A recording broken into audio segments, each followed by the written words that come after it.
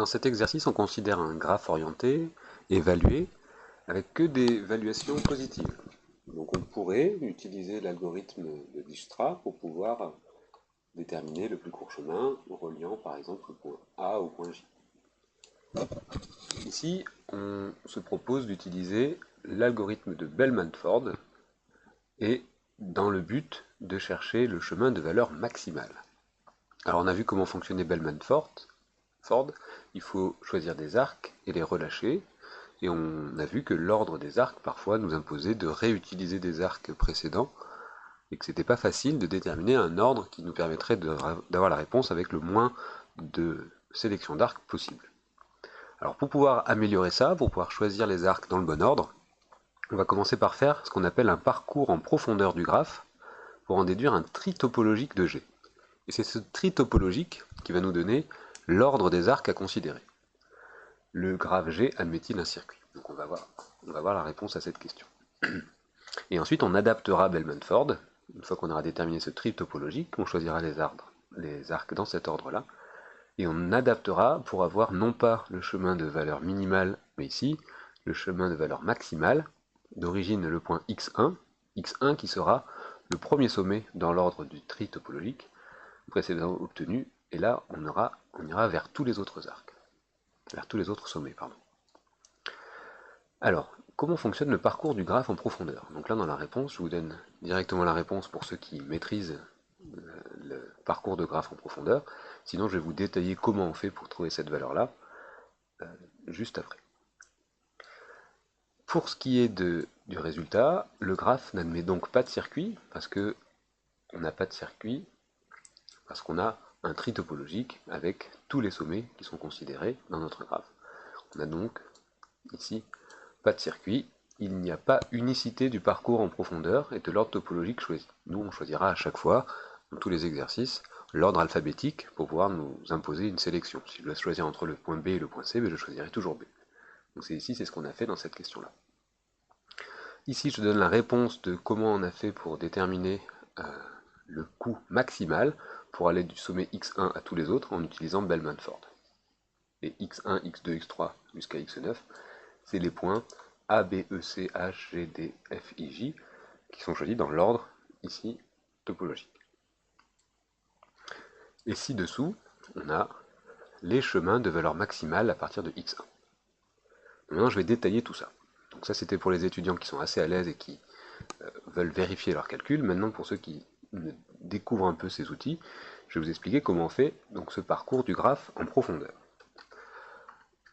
Alors, on va partir du point A, et on va vouloir parcourir donc l'intégralité des sommets en profondeur, donc en descendant notre graphe. Donc je démarre du point A. Donc là c'est la première valeur, c'est la première étape de ce parcours de graphe. Donc je mets un 1. Une fois arrivé au point A, j'ai deux choix. Soit je prends B, soit je prends D. Donc moi je choisis toujours l'ordre alphabétique. Donc B, là je suis à la deuxième étape. Donc je vais ici m'entourer pour que vous compreniez bien. Je suis parti du point A, j'ai choisi B, mais j'aurais pu choisir D, mais on sélectionne par ordre alphabétique, disons. Une fois que je suis là, j'ai encore deux choix, mais je vais choisir C. Donc là, je suis à l'étape 3, je choisis C. Une fois que je suis en C, pareil, j'ai encore deux choix, D ou F. Donc je vais choisir D. Donc là, je suis à l'étape 4. Donc, vous voyez, je fais exprès de laisser un espace, je mets un crochet, un nombre, une virgule, et je laisse de la place pour pouvoir mettre à quel moment je vais sélectionner ce sommet-là, c'est-à-dire que j'aurai parcouru le graphe en profondeur jusqu'à ce point-là. Vous allez voir après. Une fois que je suis arrivé au point D, mais là j'ai plus qu'un seul choix, c'est d'aller au point F. Donc ici, je vais au point F. Donc là je suis à l'étape numéro 5. Donc, je vais sélectionner le D, maintenant le F. Une fois que je suis à F, j'ai qu'un seul choix, c'est d'aller en I.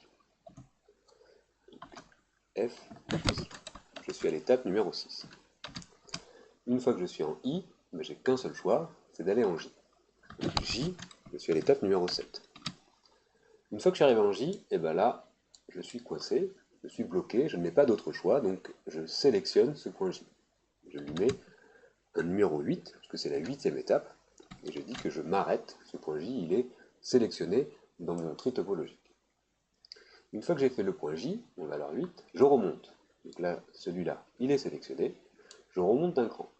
Ici, si je remonte une étape, je suis au point I. I, je ne peux plus aller à J, puisque cet arrête, je l'ai déjà utilisé. Donc I, ben pareil, il est sélectionné, puisque je ne peux pas aller à une autre valeur. Donc I, je lui mets la valeur 9. Je continue. Je remonte à F, pareil, même problème. F, il ne peut pas aller à autre chose qu'à I, puisqu'il est déjà été à un autre sommet que le sommet I, donc je le sélectionne aussi. Donc F, ici, je mets la valeur 10. Je continue. D, je suis dans le même cas. La valeur D, je ne peux pas aller à autre part que sur la valeur F, donc je le sélectionne, et j'aurai la valeur 11 pour D. Donc je remonte. Je remonte au point C. Ah, C, il n'est pas sélectionné parce que je peux aller autre part. Je peux aller au point H, puisque je ne peux plus aller à D, à F, ils sont déjà sélectionnés, donc ils sont enlevés de mon graphe finalement. Je peux aller au point H. Donc je vais aller au point H, et là je suis à l'étape numéro 12. Donc je mets 12 pour le point H. Du point H, voilà, je peux aller au point G. Donc le point G, c'est le suivant, c'est le numéro 13. Une fois que je suis arrivé au point G, eh bien là je suis bloqué, parce que je ne peux plus aller au point J, il n'est plus dans le graphe, donc je le sélectionne, donc il a le numéro 14. Donc G, lui aussi, il est enlevé, il est sélectionné dans mon tri topologique, je l'exclus du graphe. Une fois que j'ai fait ça, je remonte d'un cran, j'arrive au point H. H, je ne peux plus partir, puisque ces deux chemins, ces deux arêtes ont déjà été utilisés, donc je sélectionne H, et je lui mets la valeur suivante, donc ici c'est 15. Je remonte d'un cran, j'arrive au point C. C, pareil, je ne peux pas aller à D, ni à F, ni à H, donc il est sélectionné. Il a la valeur suivante, c'est la valeur 16. Donc C, 16. Une fois que j'ai fait C, je remonte à B. B, lui, on a encore une possibilité, on peut aller à E. Donc ici, dans mon tri topologique, je peux rajouter le point E. Je suis arrivé à ce point E en étape 17, donc je mets un 17. Et une fois que j'arrive à E, ben là je ne peux plus en partir, puisque j'ai déjà enlevé les points C et le point G, donc en E, ben il est bloqué. Pareil, je mets la valeur 18. C'est au moment où je suis coincé, je suis arrivé à ce point-là, en profondeur, je ne peux pas aller plus loin. Donc je mets la valeur 18. Je remonte au point B. Le point B, maintenant, je ne peux plus aller ailleurs, puisque E et C sont déjà sélectionnés. Donc pour le point B, je mets la valeur 19. Et enfin, je remonte au point A. Et donc au point A, je lui mets la valeur 20. Même raisonnement. Donc là, j'ai sélectionné ce point-ci et ce point-là. Quand j'ai un problème dans l'entourant, c'est disparu. Voilà. Donc là, j'ai parcouru le graphe en profondeur. Maintenant, comment on lit les chiffres que j'ai mis dans mon tableau? Eh bien là, on va les lire par valeur croissante du moment où j'ai bloqué mon choix de point. Donc ici, j'ai d'abord le point J, qui a la valeur 8. Ensuite, j'ai I, qui a la valeur 9. Ensuite, j'ai F, qui a la valeur 10. Ensuite, j'ai D, qui a la valeur 11. Ensuite, j'ai G, qui a la valeur 14. H, qui a la valeur 15. C, qui a la valeur 16. E, qui a la valeur 18. B, qui a la valeur 19. Et A, qui a la valeur 20. Donc là, j'ai l'ordre de la post-visite, c'est-à-dire dans l'ordre inverse, J, I, F, D, G, H, C, E, B, A. Et donc mon tri topologique va être dans l'ordre inverse de cet ordre-là. C'est-à-dire que je prendrai A, puis B, puis E, puis C. Je vais déplacer un peu, que vous voyez bien. Je prends l'ordre inverse de cet ordre-là, donc A, B, E, C, H, G, D, F, I, J. Donc maintenant, je vais renuméroter mon graphe, qui était numéroté A, B, C, D, E, F, avec des lettres. Maintenant, je vais le nommer avec X1 pour le sommet A, X2 pour B, X3 pour E, et ainsi de suite. D'accord? Donc j'obtiens ce nouveau graphe où j'ai mis les sommets en fonction du tri topologique que je viens de réaliser, et ce tri topologique, je l'ai fait en faisant un parcours en profondeur de mon graphe. Donc là, normalement, tout le monde a compris comment on faisait pour en arriver là. Donc là, j'ai répondu à la première question. J'ai fait un parcours en profondeur de mon graphe. Est-ce que j'ai un circuit? Eh bien non, je n'ai pas de circuit. Adapter l'algorithme de Bellman-Ford pour trouver la réponse. Donc je vous ai mis la solution là-haut, mais ça, c'est pas forcément très parlant. Donc je vais expliquer comment on va faire pour examiner les sommets grâce à l'ordre topologique qu'on vient de réaliser. Alors ici j'ai mis x1. x1 c'est le sommet qui s'appelait A tout à l'heure. Ici j'ai mis tous les sommets dans l'ordre topologique, de x1 à x10. Alors qu'est-ce que je peux faire à partir de x1? Et à partir de x1, je peux aller à x1, ça me coûte 0. Je peux aller à x2, ça me coûte 3. Donc là je vais écrire 3. Je peux aller à x4, ça me coûte 5. Et à x7, ça me coûte 4. Donc là je vais mettre sur la première ligne toutes les valeurs des poids qui me permettent d'aller de x1 à un autre sommet. Donc ça me donne ça. Pour la première ligne, ici j'aurai 3 pour x1, x2, 5 pour x1, x4 et 4 pour x1, x7. Ensuite, je prends le sommet dans l'ordre du tri topologique que j'ai effectué, donc j'ai x2. x2, eh bien, on garde toujours la première colonne, on part bien sûr de x1, le parcours en profondeur a été fait à partir de x1, donc on part, le tri topologique nous donne x1 en premier sommet, donc on garde x1 ici toujours à 0.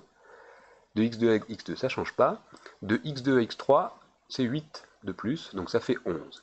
De x2 à x4, je peux rajouter 3. J'avais 3, plus 3, ça fait 6. Comme je cherche le chemin de coût maximal, bien comme 6 est plus grand que 5, je remplace le 5 par un 6. De x2 à x7, je n'ai rien de plus, puisque x2 il va que à x3, x4. Donc là, je maintiens ces valeurs-là.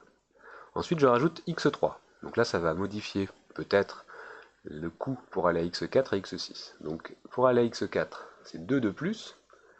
Donc pour aller à x3 pour l'instant, c'était 11, plus 2, ça fait 13. Donc c'est supérieur à 6, je le garde.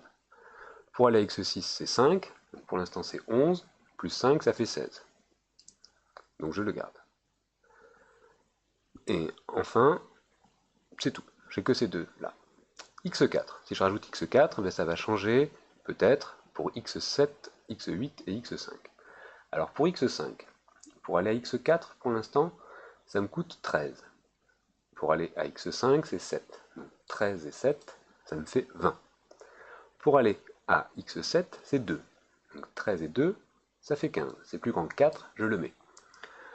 3 pour aller à x8, 13 et 3, ça fait 16. Donc je maintiens la valeur 16 ici. Ensuite, je rajoute x5. Donc là, peut-être que ça modifiera x6 et x9. x6, c'est 2. Donc pour l'instant, j'avais 20, plus 2, 22. J'ai 20, plus 9, 29 pour aller à x9. x6. Donc x6, ça va me rajouter 1 pour aller à x10. Donc j'avais 22 pour l'instant, donc plus 1, 23. x7. x7, il est où? Il est là. Donc ça manque 4 pour aller à x8. Donc x7, pour l'instant, on est à 15. 15 et 4, ça fait 19. 19 pour accéder à x8, qui est plus grand que 16, donc je mets bien à jour cette valeur-là. Toutes les autres, vous n'êtes pas obligé de les réécrire, vous pouvez faire un trait en dessous pour dire que c'est la même chose, c'est pas la peine peut-être de vous casser la tête. x8. x8, ça coûte 3 pour aller de x8 à x9, donc x8 c'était 19. 19 et 3, ça fait 22. Ah, c'est pas plus petit que 29, enfin c'est plus petit que 29, c'est pas plus grand que 29, pardon. Donc on ne le met pas, parce qu'on cherche le coût maximal, donc là je maintiens la valeur 29. 22, elle est plus petite, je la mets pas. Donc là j'ai fait x8, et enfin x9, eh bien ça rajoute 5 pour aller à x10, j'étais à 29, 29 et 5, ça fait 34. Donc là j'arrive à avoir un chemin d'un coup 34 pour arriver à x10. C'est pas la peine ici de mettre x10, puisqu'il n'y a pas d'arêtes qui partent de x10. Donc là je pense que c'est assez clair le remplissage de ce tableau. On met les sommets par ordre topologique, et ensuite on regarde le coût maximal pour mettre à jour les valeurs du tableau. Donc une fois qu'on a fait ça, eh bien on peut en déduire les chemins de valeur maximale à partir de x1. Donc x1, x2, c'est 3. Donc là on l'a lu ici. Ici la valeur maximale elle est ici. Donc 8 et 3, 11. Donc on va mettre 8 de x2 à x3. De x3 à x4, c'est 13. Donc là de 11 on a 13. Donc on va mettre 2 entre x3 et x4. Ensuite, entre x4 et x5, c'est 7. Pourquoi? Entre x4 qui a 13 et x5 qui a 20, j'ai 7 d'écart. Donc là je mets 7. Entre x4 et x7, j'ai 2. Entre x4 et x7, j'ai 2, puisque ici, je suis passé de là à là en rajoutant 2, de 13 à 15. Donc là, j'ai 2. Entre x7 et x8, ben, j'ai 4. Entre x7 et x8, j'ai 4. D'accord. Et enfin, j'ai entre x5 et x6, 2, x5 et x9, 9, et x9 et x10, 5. Donc ça, j'espère que vous avez compris comment je l'ai complété. C'était la lecture du tableau précédent, en lisant quel est le poids qui nous amène à chacun de ces sommets-là. Donc là, j'ai trié d'abord les sommets par ordre topologique, et enfin, j'ai marqué le coût maximal pour atteindre, à partir de x1, les autres sommets. Et pour savoir combien de flèches partent d'un point, pour x4 par exemple, pourquoi j'en ai mis 2 des flèches? Eh bien, x4, il a permis, quand j'ai considéré x4, il a permis de mettre à jour excusez-moi, x5 et x7. x4, il est là. Quand j'ai sélectionné x4, il a permis de mettre x5, qui est passé de moins l'infini à 20, et x7, qui est passé de 4 à 15. D'accord. Et c'est quand j'ai utilisé x7 que j'ai pu mettre à jour x8. C'est pour ça que là, ça a mis à jour x8, mais comme c'est pas la valeur minimale, pardon, ici maximale de x8, qui est 19, eh bien je mets x8 que quand il a atteint sa valeur maximale. On pourrait dire ça dans l'autre sens. x10, il a atteint sa valeur maximale avec le point x9, donc j'ai 34, donc je vais avoir une liaison entre x10 et x9. Vous voyez, entre x10 et x9. x5, il en a relié 2. Comment on fait pour savoir qu'il en a relié 2? Eh bien, quand j'ai considéré x5, j'ai atteint la valeur maximale de x6 et j'ai atteint la valeur maximale de x9. Donc, c'est le premier point qui permet d'atteindre la valeur maximale reliant ce sommet-là au graphe. Donc ici, je mets deux traits qui vont partir de x5, donc vers x6 et vers x9. Donc si c'est pas très clair, n'hésitez pas à poser des questions, j'essaierai de détailler un peu plus cette correction si nécessaire.